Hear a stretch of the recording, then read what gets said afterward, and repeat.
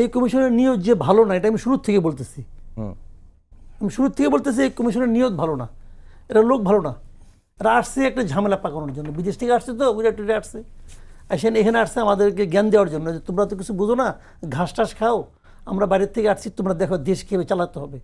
যখন দেখছি খুব একটা সুবিধা হচ্ছে না, একটা মানে ভজগটা পাকাই দিছে, সিম্পল একদম। ভাই যে আলোচনাটা হয়েছে, তুমি তার বাইরে তুমি কিভাবে তুমি লেখলা, কীভাবে লেখলো? এতগুলি বিষয় কি 100? আর গণভোটের যে কনসেপ্টটা, এটাও আমার কাছে মনে হয় একটা বিভ্রান্তিকর কনসেপ্ট। এটা কি হয়?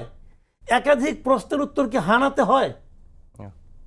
এটা আপনি আমাকে প্রশ্ন করলেন, ভাই আপনি যাকে নিয়মিত মাদক সেবন করতেন এখনো করেন, এই উত্তর হানাতে হয়?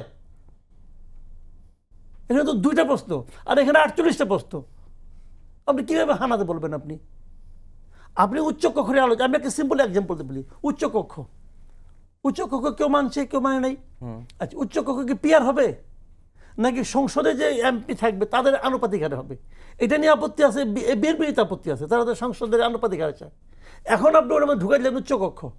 এখন আমি উচ্চ কক্ষ চাই, কিন্তু ওখানে পিয়ার পদ্ধতি চাই না, আমি কি দিব?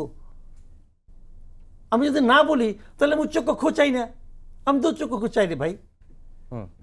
তো সোনার পাথর বাটি হয় না, এটা আপনাকে বুঝতে হবে। এভাবে হয় না। মানে এটা হলো, জানেন, পুরো জিনিসটা হলো যে বাস্তব অর্থ যেটা হলো, এটা হলো বিএনপিকে মাইনকা চিপা, বুঝছেন? ওই মাইনকা চিপাতে ফেলানোর একটা পদ্ধতি, এবং বিএনপি বাস্তবিক অর্থেই এখন মাইনকা চিপার মধ্যে আছে।